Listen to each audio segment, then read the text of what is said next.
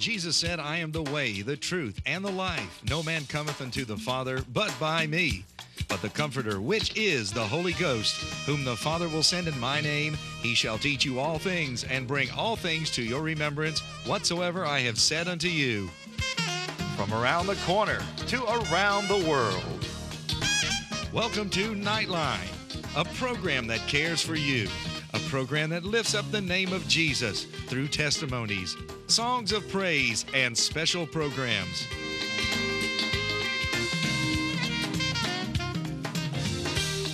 Our prayer partners are standing by to receive your call. And now, here's your Nightline hosts. Welcome back to the second hour of Nightline. I'm your host, Dante Thompson, and that first hour just flew by, but it was excellent. Pastor Asa, thank you so much for that encouraging word. It's what I needed tonight, that's for sure. Amen. So that's excellent. But we got our prayer lines open for you tonight, 244-1616, or you can email your prayer request at wggs16.com. You can go on there and follow the prayer link. And there's also some literature that my father wrote on there that you can download free of charge. The First Steps booklet, The Healing Waters Still Flow, and a couple of others. Just go on there, wggs16.com. Lots of information on there, our streams on there, our program information, just bukus of it, and also dubroadcasting.com. Got more information on there. I know we were talking about the internet earlier, and it's just a wonderful tool to further the kingdom. And speaking of furthering the kingdom, tonight, I think our guest here, Trish Jenkins, you have come all the way from Australia. And I'm going to say just to be with us. Is that right? But welcome to Nightline. Thank you. Thanks, and I think Australia would have been one of the furthest we've had a guest from, at least in recent years. So this is excellent. How long have you been in the States now? I've been in for a week, and I've got another 3 weeks to go. That's amazing. Yeah. And tell me what God's done so far in this week that you've been in the States ministry. Oh, it's just been fantastic. Last week I was speaking to a group of financial planners. They're in an association called the International Financial Leadership Association. And they are financial planners who hold themselves accountable at a higher level so that you would hope that they would be more trustworthy than usual. And I was actually speaking to them about ethics because you guys have really suffered with dodgy financial dealings that have gone on. That's an understatement. And, you know, these people who they're just rotten mongrels just taking people's money, ripping them off when you should be able to trust them. And so these guys just want to do the right thing by people. And I was talking to them, sharing my story and how we can be vulnerable in areas that were unexpected. And so it was a privilege to talk to them. And then next week I've got a family conference to do, talking about family and overcoming adversity with your family intact and be strengthened from it. And I've got a women's conference as well. Excellent. So, yeah, it's very exciting. Excellent. And you are the author of 3 books. Yes. And I shared with you before the program, that is exactly 3 more books than I have authored. So this is excellent. Dangerous Wealth, Weapons of Cash Destruction, and Treasures of Darkness. Now, these books did not come easy, did they? No, they all sound pretty negative, but they're actually not. Dangerous Wealth is what every successful woman needs to know to avoid being ripped off. And that came out of my own story. I worked for a time for a corporate investigator who knew I was writing a book on fraud warning signals, and he said, can you write it for women, because by the time they call me, they've got no money left and they can't afford me. And he taught me a lot about how it happens, what makes us vulnerable and what to do about it. The other book, Weapons of Cash Destruction, is basically the bloke's version of the Dangerous Wealth one. It's what makes you vulnerable to fraud, what to do about it, and how to get past it. And so, the fellas weren't buying the girly book, so I had to produce it. And Asa, for those from North Georgia, blokes means men. Oh, fellas, yeah. Fellas. Yeah. So real men. But Treasures of Darkness is one that really came hard. I mean, it's a blessing, but it took a lot for you to write this because of the experiences you went through. Share with us your experiences that led you to write this book, and a little bit of the story leading up to that.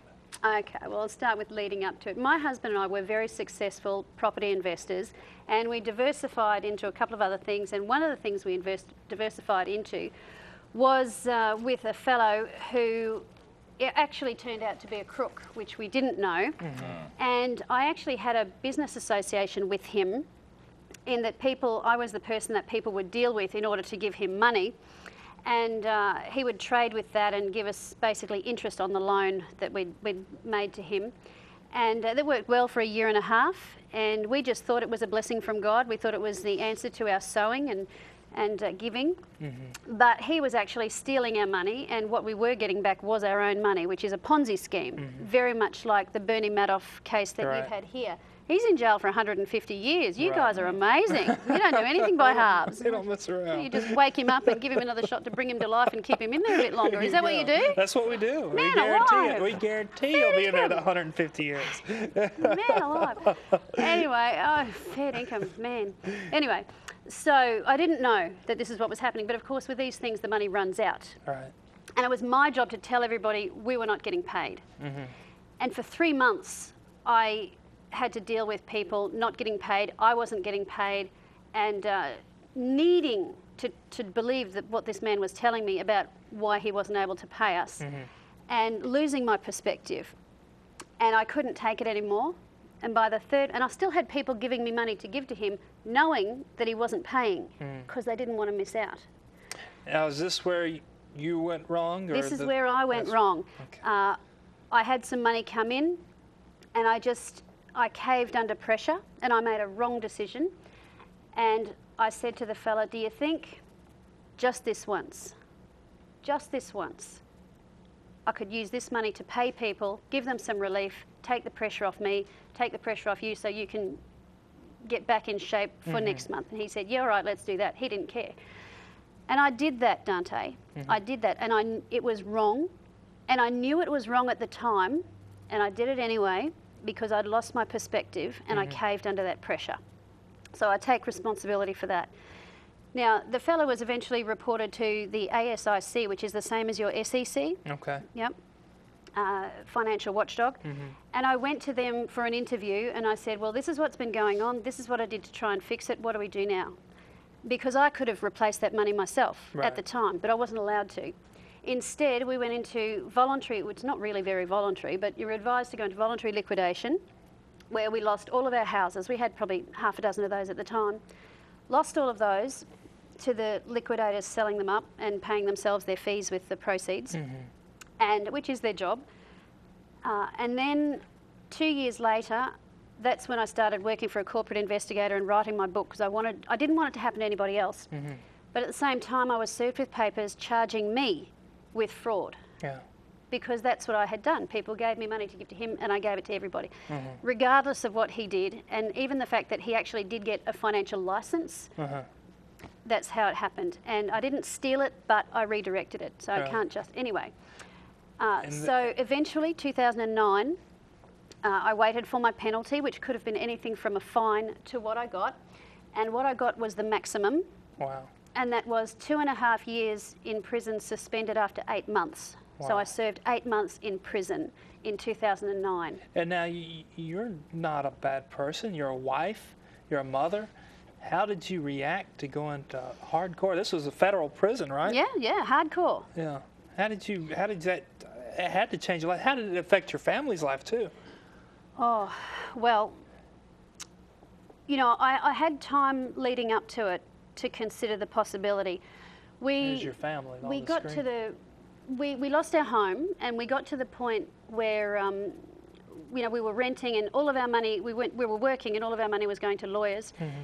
So we decided the smart thing to do was to move in with my parents, so that my mother could mother our little girls. Right. My big girl Chelsea was 10 at the time, and our twins Felicity and Olivia, they're identical. They were 7. Wow. And my husband, who is my absolute hero, he did that. He had to give up his real estate career, because you can't look after 3 little girls and be out signing contracts and doing things like that. Because real estate was what we knew best. So my parents, and my parents are pastors as well, which was fantastic. Made it a bit more embarrassing, but they were fantastic, and they really came to the party. And, you know, if your faith is real, then adversity doesn't change who you think God is. And I had to get to the point with the Lord of total surrender. You know, obviously I was believing God for a miracle, that my testimony would be, whew, gee, that was close. He had different plans. Yeah, it was through the fire. And I said, well, God, if this is what you've got for me for a greater purpose, then I will surrender to that. And when I did that, I had a great peace. It was hard losing the money, but facing prison is a whole lot more serious than money loss. Yeah. And when I went, and I got the maximum pretty much that you could get for whatever reason. Well, I know what the reason was, and one of the reasons that I'm not, a lot of people are angry at a judge for the sentence, but he was irrelevant. Yeah. Totally irrelevant, because I knew in my heart that the Lord had a plan for my life, and it was his decision for how long I would be there, and the judge had nothing to do with it. He was just God's mouthpiece. Right. And so no matter what he might sort of feel about his lofty position, God is the ultimate judge. Exactly. And so I went to prison, and I went to, you go to maximum to start with until you're assessed. Wow. And it's supposed to take a couple of weeks. It took 2 or 3 months. And I was there with all sorts of people. And you said, oh, you look like a good person, and I am. And there are a lot of good people in there too, who just had an error of judgment. I met a grandmother who was in there because her husband had a little cash job. She was a pensioner, and her husband had a little cash job on the side doing gardens. Now, in Australia, doing cash jobs is more of a hobby and a lifestyle for many people. I don't think there's anything wrong with it, but it's illegal. And she got sentenced along with him because she benefited from his crime. Wow. Now, she was a respectable grandma. Wow. And it totally broke her. Broke my heart to just be with her and see it happen. But I saw my role. I said to the Lord, this is hard, it's harsh, it's painful, it's tough.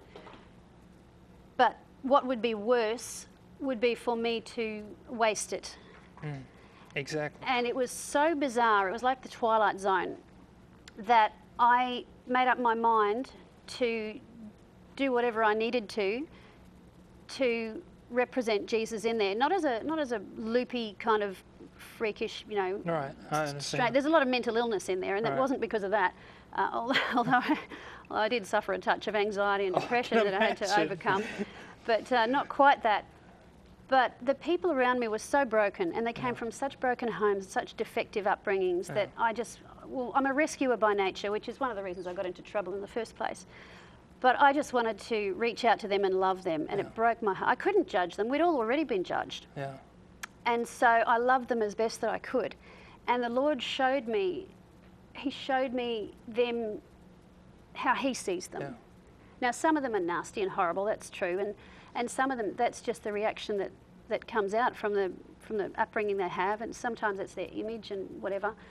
But it just totally changed my heart. You know, before I had opinions, now I had an experience with people, and I led a lot of them to Jesus, and I prayed for a whole lot more, and I had a lot more adventures. Not everybody was happy about it.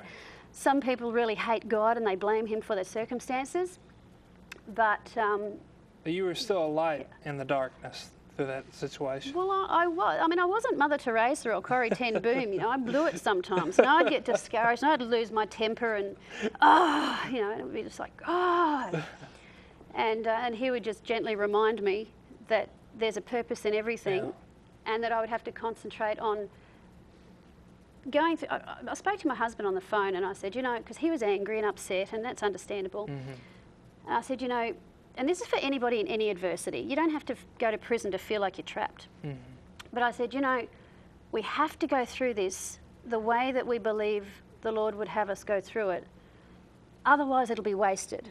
And I couldn't stand it if I went through all of this for it to just be wasted, to come to nothing. You know, and if you surrendered to that self-pity and that anxiety and that rebellion, and you shake your fist at God, don't shake your fist at God. He's the one who delivers you. He's the one who delivers you. And, you know, this is going to sound a bit harsh, but you've got to understand, I'm a rough and tough crim. Okay, so, you know, and I'm Australian too, so I'll say things that are inappropriate. So it's like this. If your adversity is so bad that you think you are entitled to walk away from the Lord, your adversity is not bad enough. You are not serious. Right. My situation was deadly serious.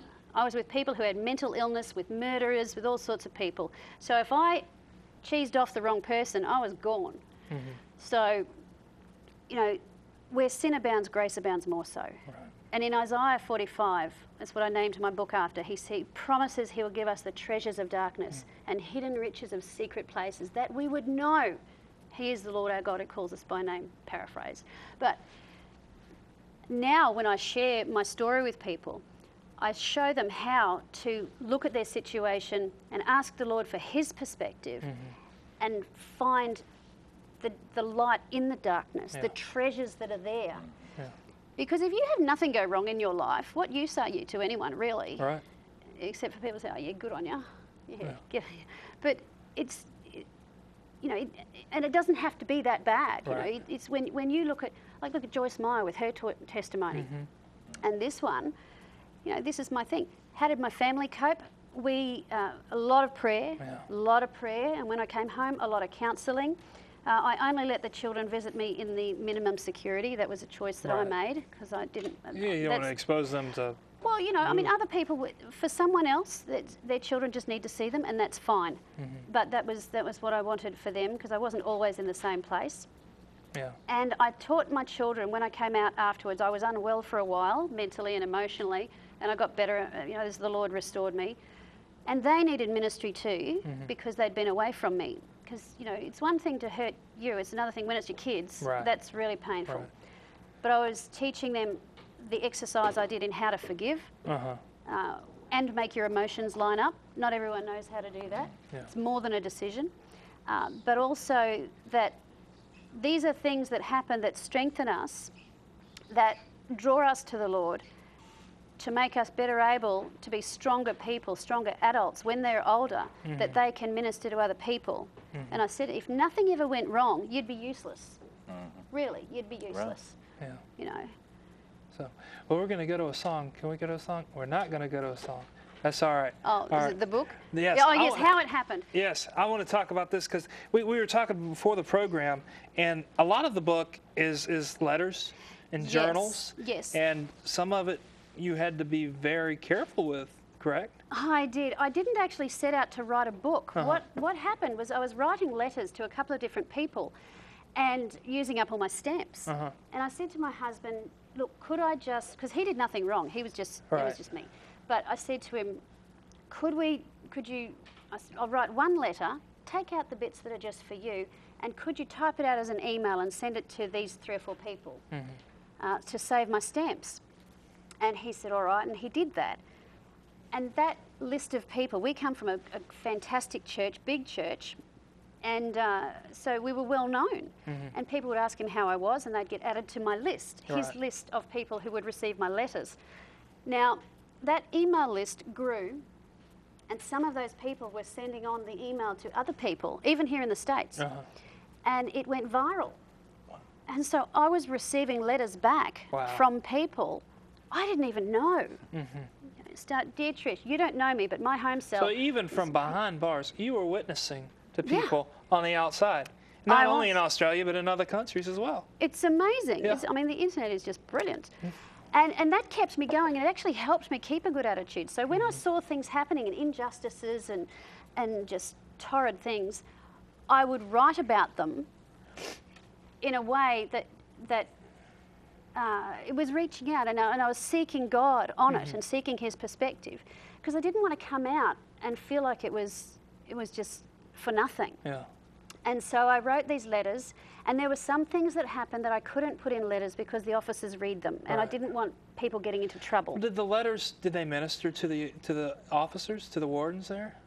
I don't know. I didn't get any feedback. They don't come and say, well, actually, there was one letter I wrote that got me kicked out of minimum and back to the... Oh. Is it in the book? Oh, I mention it in the book, but you got to get the book to find out. I don't look good in it, so skip that bit. But no, I stuffed it. I lost my temper with someone, and I actually got kicked back. Yeah, like I said, I wasn't Corrie ten Boom. I was a witness, but I wasn't always a good one. It's truth. Anyway, So really, I didn't know I was writing a book, but I knew that something would come out of it, and I just knew it was important that I recorded everything, and I recorded everything. Wow. And it was 12 months after I came home that my husband said to me, you know, that bucket with the papers in it under the couch, you're going to pull that out and put that book together, put it together. And it was like, and it was painful, but I slotted them in the right order. So that book it's not a memoir, it's written as it happened. Wow. So you get to go through the journey with me, and it's kind of, you know, I'm not this, because memoirs are kind of deceptive because you only get what you remember. Right. And as I was... This is as it's happened.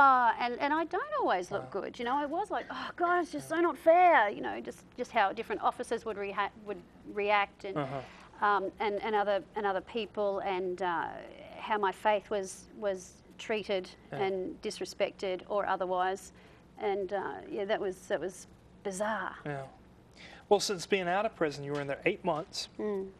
Now in Australia, do they have a probationary period, I guess? They do, but I didn't. Okay. I just had a suspended sentence and went home. Okay. How was life when you got home?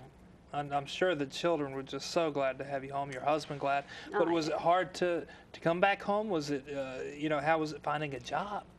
Oh, yeah, well, very hard.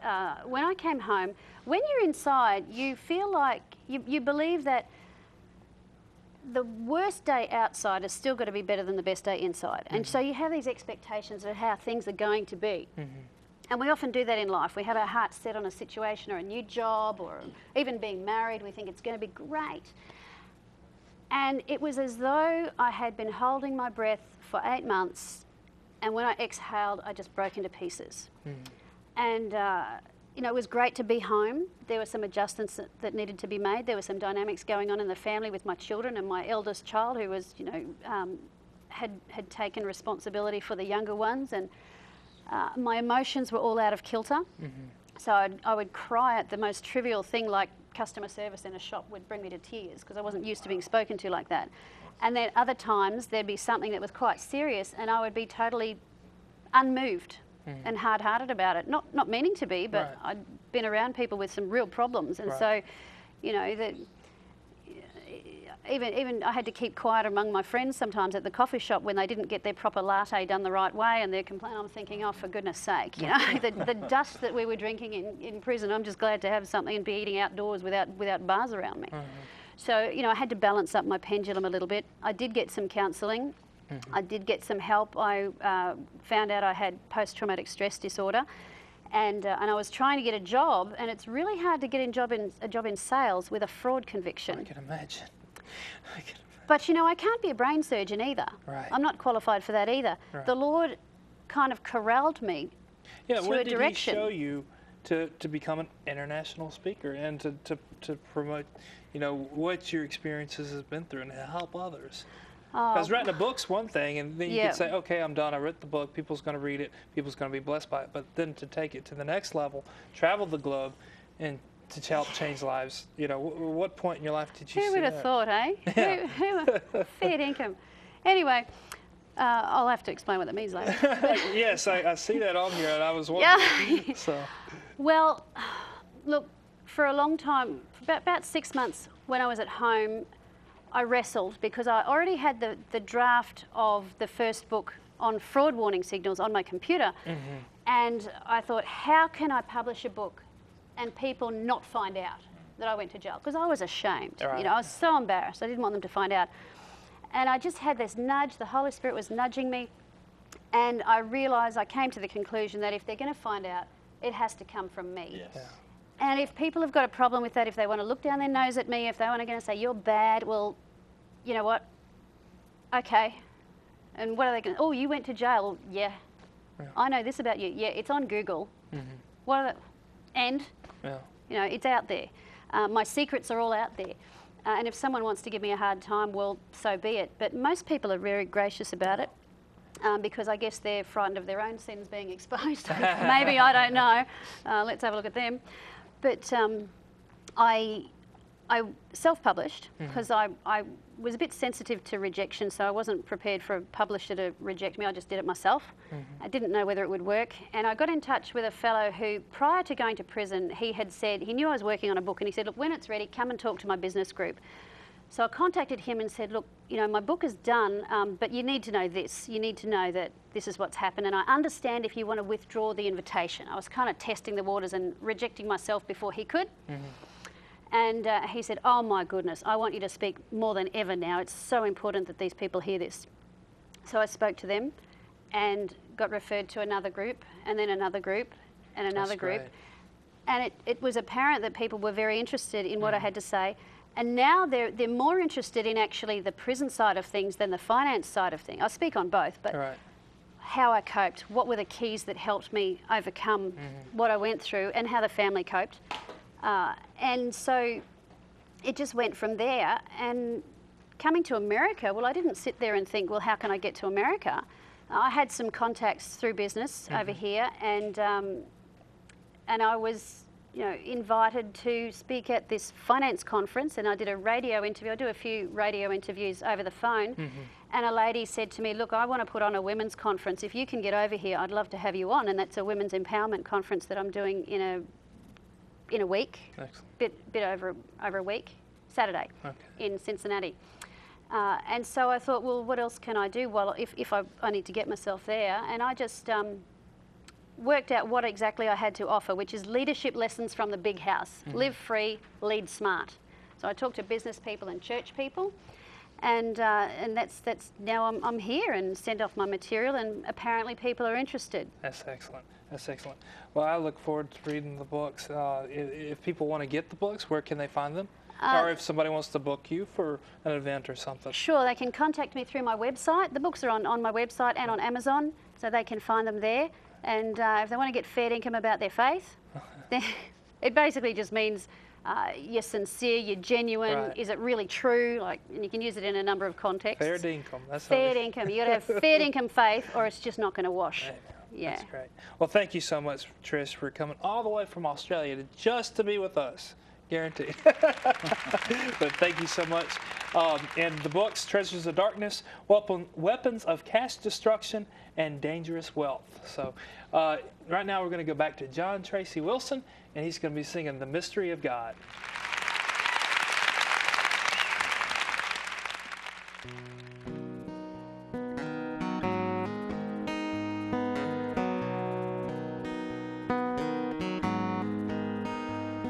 As I look into the heavens on this moonlit night, think how thankful I can be beside. The feeling brings my face to a grin. I don't know if I can take it all in. Oh Lord, it's a mystery. How do I behold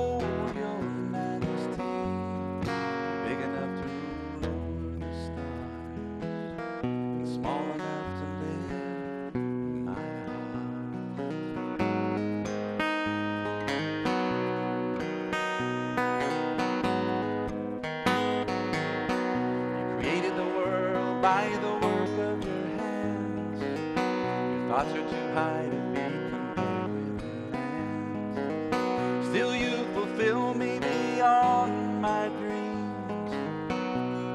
You've shown me love, taught me what it means.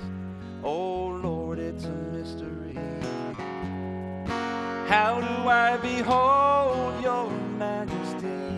You're big enough to rule over the stars, and small enough to live in my heart.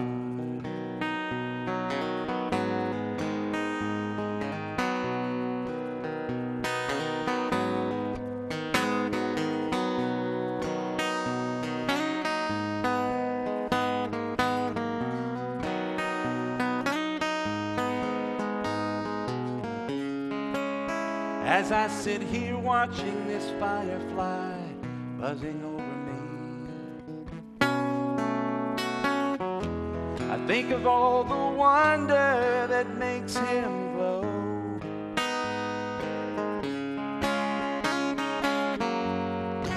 Take a cold winter sky with each detailed flake of snow. It's all in the mystery you bestow.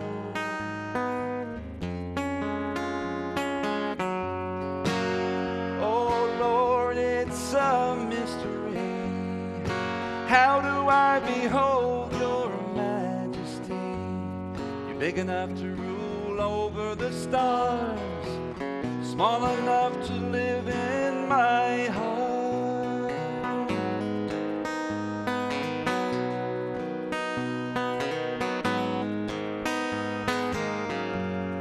Big enough to rule over the stars, and small enough to live in my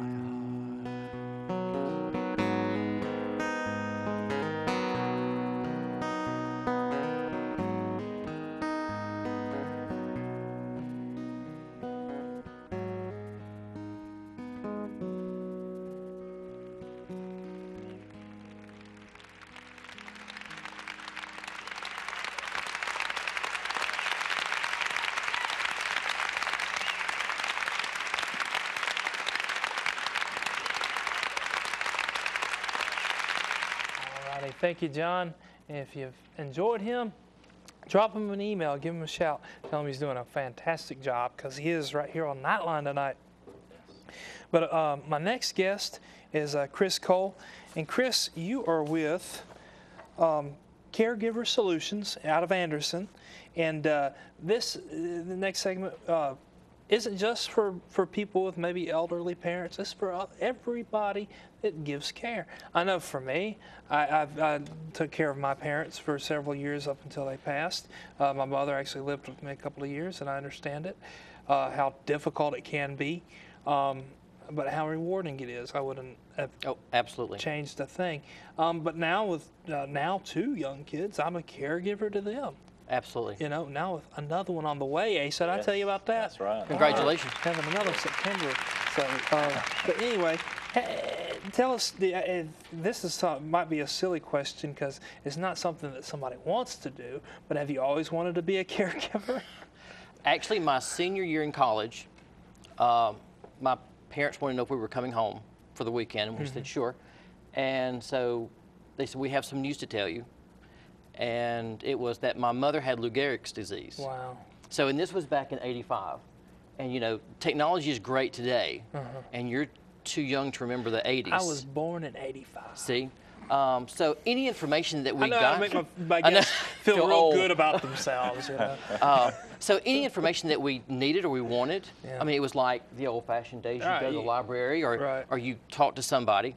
And so during that period, I just decided, okay, my parents gave me life, then I can spend the next few years taking care of them. Yeah. And like you said, caregiving is one of the most rewarding times. And so after she passed away in '95, a few years later, my aunt had been diagnosed with congestive heart failure. So again, her husband had died, and they had no children. So the caregiving role fell back on me again. And so my degree is in business management. So I did not have any training in caregiving. And as you know, caregiving is a daily experience that you learn from. And it's a very personal experience, and it'll vary. Like between my parents, it varied. Between my children, it varies. Whatever their need is at the time. At the time, right? You try to make it as best for them. Absolutely. And there's no training really. I mean, it might prepare you a little bit, but it's a you know, you live by experience, or you learn by experience. Absolutely, and that was one reason that we started Caregiver Solutions, because it's difficult if you're going through a problem to find somebody who's going through that same problem with you. You know, we all have grandparents and parents that are aging, and how do you have a conversation with your grandmother? I don't think you need to drive anymore. Right. We have that as pastors. Absolutely. We have to speak to the elderly whenever they get to a place that's dangerous for them. Right. Yeah. It's very hard. And so, you know, where do you go for that? And so part of Caregiver Solutions, in addition to trying to keep the seniors at home, safe, secure, and independent, our next step is to help the caregivers with their daily challenges. What are some of the challenges that y'all face that you help with? Mainly is how do I keep mom or dad or grandparents at home safe? Because any senior, if you talk to a senior, on their bucket list is not move out of my house that I've been in for 30 or 40 years and move into an assisted living or a nursing home. So what we do is we work with the children, the adult children, and even the seniors themselves. So you not only play an advisory role, you actually step in and Correct. help too. Correct. What we've done is, after my aunt passed away a few years ago, and she was one of these people. She lived in Townville, South Carolina, a strong Southern lady. She passed away at 93. Wow. And, you know, it was one of those things with that generation. You put me in a nursing home, and whenever I do die, I will come back and haunt you. And I knew that she was absolutely serious about it. She was not joking. But the last 9 or 10 months of her life, she wanted somebody around the clock, 24 hours a day, 7 days a week, because her biggest fear was if something happens to me, who would know about it? Right. You know, I could fall and be here for 6 hours or a day, and how would anybody know? But during that time when I had somebody staying with her, it was over $90,000. Wow. For a little bit less than 10 months. And she was not rich. I mean, it took everything she had. Yeah. So, you know, we meet with people, you know, this product may be best for you, or this may be best, because the new thing now is aging in place. You know, that's the new key term, is to keep the senior at home as long as possible, making sure they're safe. Right, right. A lot of homes aren't made for seniors, especially with disabilities. Y'all help get a home approved, or not approved, but better shape than, you know, like my house would be. Right. We can go in and say, you know, for example, if they have an area rug, it could be a tripping hazard. Yes. You know, your grandmother, your mother, all of a sudden needs a cane. That cane can get, you know, it can hold the rug, and they fall. Well, if you remove the rug, then that tripping hazard is gone, or you may need some extra bars in the bathroom. Right. And there's technologies that if you do fall, then we know that you've fallen. Right. You know, so and for example, there's products. If you've got a burglar alarm system in your house or at the church, you arm it, and if somebody passes the motion sensor, then you're notified. What one of our products is, if you don't pass that motion sensor, then we're notified. So like your mom, if she was in the kitchen by 8 o'clock every morning, if for some reason she didn't make it to the kitchen by 8 o'clock in the morning, then we're being contacted. Okay. Something happened during the night. She had fallen, or she's not feeling well, or something. So we're helping the caregiver, because whenever you were at work and your parents had their illness, most people in the back of their mind, I wonder if they're okay. Well, I need to be there. I need to be doing something. The day that before my mother was diagnosed with, oh goodness, I can't even think of multiple myeloma. I had tried to call her all morning, actually the night before, but that wasn't too strange that she wouldn't pick up that night, you know, but all the next morning and up until the afternoon. And so I just went to her house to check on her, and that's where I found her in the bed. She wasn't feeling well, and wasn't able to get up to answer the phone, that's for sure. And that's when I took her to the hospital. And, you know, we toyed with the idea of getting one of those little push button things, but we settled on, she would come to stay with me. And then when she would go home, my brother would go stay with her and stuff like that.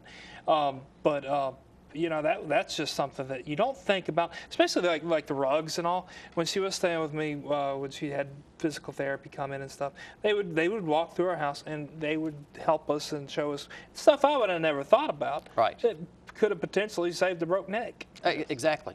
Exactly. Because if a senior falls, if they can get up within the first hour, then they have a 90% chance of remaining independent. But if they fall and then it's 6 or 7 or 8 hours, then they have about a 10% chance of remaining in their own home. And again, you know, you tell a senior, you know, you're going to have to move in with us or to an assisted living facility, and that really takes, you know, the life out of that senior. And you were talking earlier with your statistics. You know, you've got neighbors. You don't know what those neighbors are going through. You know, they could have a parent or a grandparent that they're going through this. You know, it's not only the stress, it's financial stress of, if we do have to put mom or grandmom in a facility, who's going to pay for it? So, you know, we try to go with the caregivers and give them as many options as possible with products, technologies, and solutions. Well, let's talk about facilities. How do you choose a facility? Which one's best? You hear nightmares, you know, just horror stories out of some places, and then you hear some. And I tell you, when my mother and father would come in and out of the hospital, they'd have the time of going to rehab, you know, for X amount of days or whatever. And so they visited a couple of rehab facilities, and some were better, some were worse. They weren't really any that was just terrible, but there are some even in this area. How do you choose the right place? That's where talking to your friends and neighbors who've gone through the situation to ask, how did you like the facility that your mom was at? Or how did you like the facility that your uncle was at? You know, and that's the best thing is word of mouth. Because you can visit a facility and they may be having a great day, but something happens that night and you never know about it.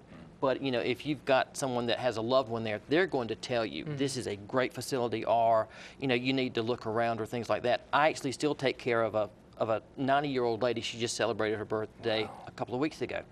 Her husband's passed away. All of her children have passed away, and she had no family.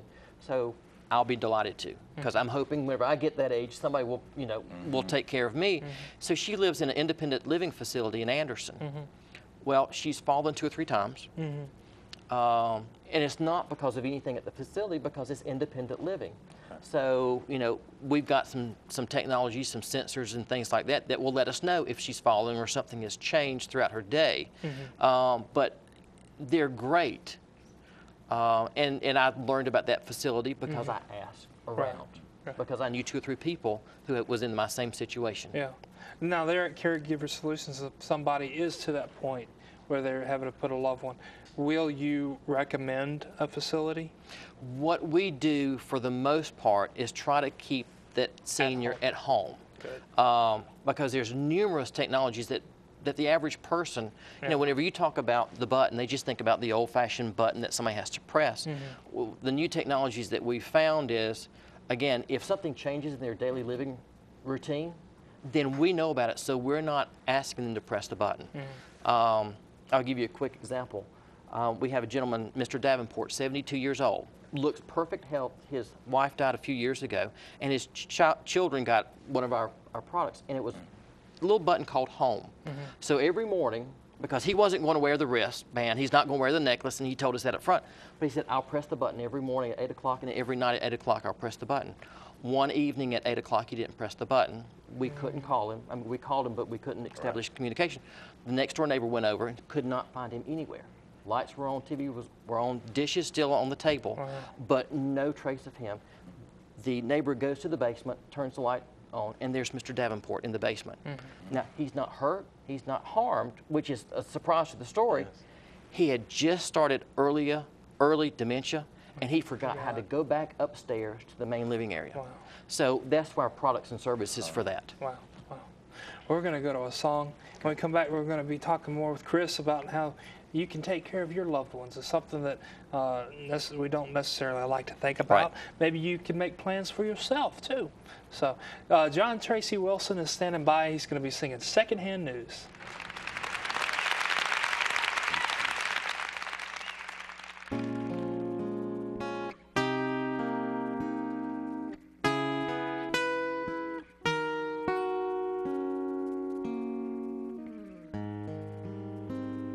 Secondhand news. People yearn for acceptance, to be a part of the group.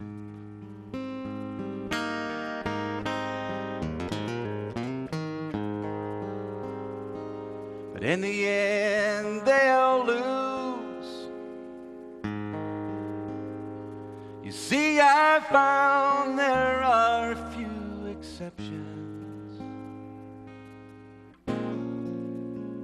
Good friends come in ones and twos.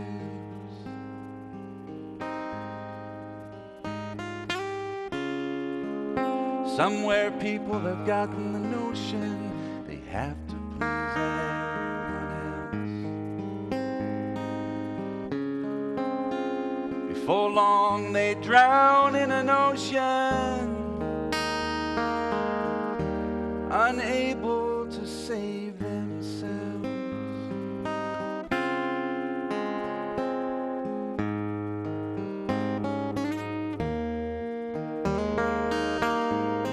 Some look to a club or a bar.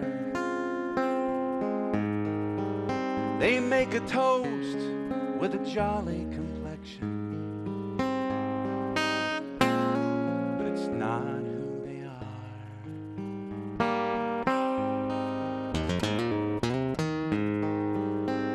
They need a shining star, but it seems to be way in the other direction.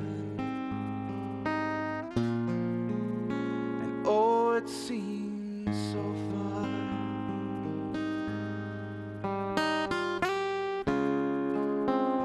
So they drink of their potion, pretending to be someone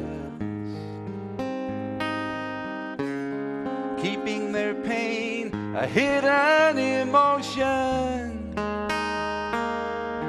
as they run away from themselves.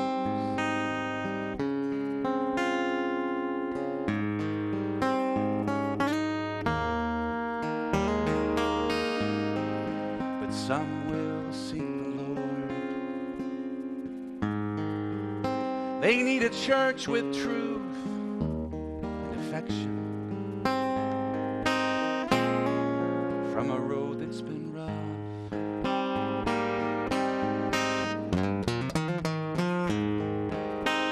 Will they be ignored?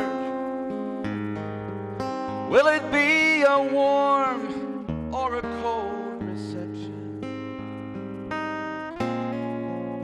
Will they find love?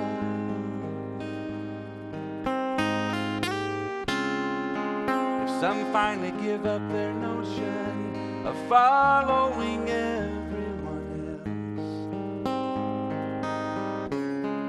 they come and don't see love and devotion. The blame is on ourselves.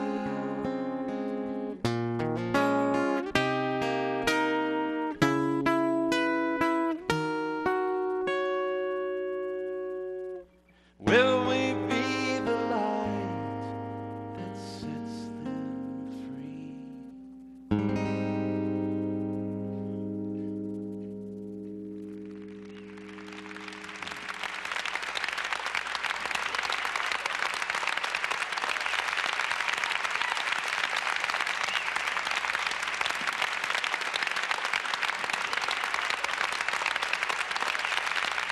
All right, John Tracy Wilson. And it's been an honor to have you tonight, John. Thank you, sir. You'll have to come back in the future. It's wonderful, wonderful ministry tonight. But we're going to continue our conversation with Chris Cole, who's a caregiver, and just a wonderful thing that you do. Now, before the song, we were talking about nursing homes and assisted livings and things like that. But there is a benefit to what you call aging in place, staying at home. Right. I'll tell you right now, it has got to be some financial relief by staying at home. Oh, absolutely. I know where my dad was not cheap. I mean, and it's not like he was in an upscale place. It's just average, what, like $6,000 a month, I think. Right. You know? A nursing home is around $85,000 a year. Assisted living is in that $50,000 to $60,000, and even independent living is now $25,000 to $35,000, and that's a lot of money every year. So if somebody has, savings of $150,000, then in 2 or 3 years, that money is gone and nothing to replace it. Yeah. So that's why aging in place is now so important. And you were doing statistics. In a few years, 2020, the senior population in this country will be equal to or greater than the entire population of Spain. Wow. So people think we've got healthcare issues now. and Medicaid and Medicare. Yeah. You know, the 65-year-old tsunami is just starting. Yeah. So that's why it's important to find out all your options about keeping your family members at home as long as possible. Well, speaking of Medicare and Medicaid, and we're coming down to what, like 6 minutes left in the program. This program has flown by. I'm telling you. Yes. But speaking of Medicare and Medicaid, is there programs out there for seniors who prefer to stay at home? There's limited programs. Okay. You know, with all the cuts in Medicaid and Medicare, and cuts still coming, for the most part, unfortunately, the seniors on their own, unless they've got long-term care insurance, have started a health care savings program where they've got some money coming in. But, you know, like you said earlier, you don't know what your neighbors are going through. Right. You know, if somebody comes to you and says, you know, your father really needs to go, you know, to an assisted living, and it's going to be $6,000 a month, and you're having trouble, you know, making your car payment, your house payment, keeping food on the table, and things for your children. So it's a struggle for a lot of people. Now, as far as long-term health care insurance and the like savings, how young is too young or too old to start saving or to purchase that insurance? Because I know when I was going through the nursing home regiment, you know, with all these ASA, there was people in there that just, you know, life threw them a curveball. They're 40 years old, maybe had a stroke, you know, disabled, can't operate on their own. I mean, that's not just for the elderly. Absolutely. One of our sayings is, if you know somebody who spends more than 5 or 6 hours alone during the day or night, then they need some type of protection or a product, service, or technology that we have, because we've got, you know, single parents that if something happens to them, when would somebody know? We've got a diabetic mother, 3 small children, and the husband is away all week at work. Well, those children have already been trained, if you can't wake mommy up, you know, because mommy's blood sugar is gone, then you just press this button. Right. And we know that if we hear a child's voice, they can't wake mommy up, so we stay on the phone with the children and then call somebody to help mom. You know, and you know, mom's 42 years old. Right. So it's just not for the seniors. It's actually for anybody. Exactly. So that's where we're going. Yeah. Excellent. Now, what are some of the technologies that's being developed? Because, I mean, all these sound great, but there's got to be even better to come. Oh, absolutely. We've got wander sensors. So, you know, if a senior goes out at 10 o'clock at night, and this is technology coming in the next few months, then somebody's going to know about it. Yeah. In 2 weeks, we'll have a portable GPS system. So we know seniors like to be active. Yes. So like my father and his wife, they're gone 6 months out of the year in their motorhome. If something happened to them in Texas on Highway 42, you just don't call 911 on a cell phone because you don't know where you are. So we have a new GPS tracker with 2-way communication. You press the button, tell us what your problem is. We know exactly where you are, and we get help to you. Yeah. So technology is great. Yes. That's excellent. Well, we've just got a handful of minutes, but Chris, tell us how the viewers can get a hold of you. You can go to our website, caregiversolutions.com, or you can email me at ccole@caregiversolutions.com. Send us something in the mail. I'm delighted to come to churches, nonprofits, organizations, to actually just sit down with the seniors and the children of the seniors to give them all the options that they have to keep their parents home, safe, secure, and independent. Excellent, excellent. Thank you, Chris, so much for coming. Thank you. And being on Nightline. Asa, we just got a handful of minutes, and I'm going to ask you to pray over all these prayer requests that's come in throughout the program. But real quick, you've got a special event happening not only in your church, but all over the world, or all over the nation, in November. Briefly tell us about this exciting event. Well, the Billy Graham's Evangelistic Association is announcing Billy Graham's 95th birthday is going to be the launching of what could be his final crusade, and he is asking pastors to join arms with them and reach out to North America and Canada through the churches. Raise up Matthews in your church. Matthew invited sinners into his home, met with Jesus, they got saved, and they're asking people in the church to become Matthews and to give them opportunity to hear Billy Graham preach on the week of November the 7th, 2013, which is going to be a massive revival like I don't believe North America has seen in my lifetime especially. Literally millions of people will be transformed. Go on myhope.com or our website as well. We have a link there.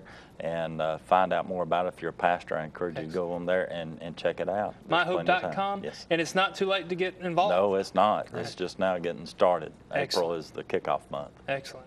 Myhope.com, or you can go to whcnorth.org or email Pastor Dockery at pastorasadockery at whcnorth.org. Yes. Pastor, thank you so much for being with us tonight. Thank you for the word of encouragement. Yes, and thank you. I guess I'll see you from here on at Sundays at 12:30. Yes, absolutely. 12:30 p.m. Be sure to tune in for Keys to Kingdom Living with Pastor Asa Dockery, or you can watch him at Cross TV or cross.tv. Absolutely. Excellent. Pastor, we got less than a minute. Why don't you pray over all these prayer requests that's coming tonight? Lord, once again, we bring the rest of these requests, God. Over 100 people have needs that are reaching out to you, and we just bring that faith together with them and decree and declare over them that whom the Son of God sets free, they are free indeed. Let them begin experiencing the power of the Holy Spirit come into their room, into their house, wherever they're watching tonight, God, and know that you have heard their prayers. You're answering by the testimony of your Spirit being with them and saying, it is well, it's going to be taken care of. Just hold on and have faith. We declare it in Jesus' name. Amen. Amen. Amen. Be sure to tune in tomorrow night for another show of Nightline with Kathy Sandlin, our host. Until we see you either on the air or in the air, go with God and He will go with you. He really, really will. Good night from Nightline.